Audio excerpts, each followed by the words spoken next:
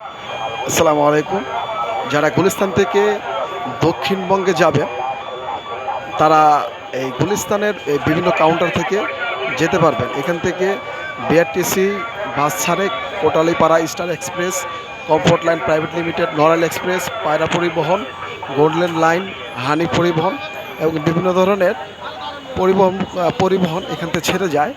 আপনারা দেখতে পারতেছেন এখানে আপনার বিভিন্ন বাস এখানে সারিবদ্ধভাবে রাখা আছে। এটা হচ্ছে বিআরটিসির কেন্দ্রীয় কাউন্টার।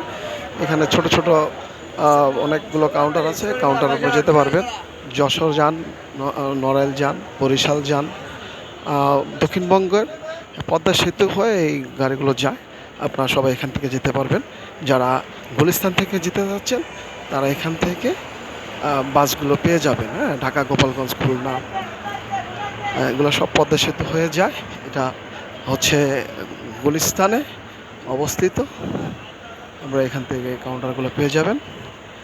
ধন্যবাদ সবাইকে সাথে থাকার জন্য।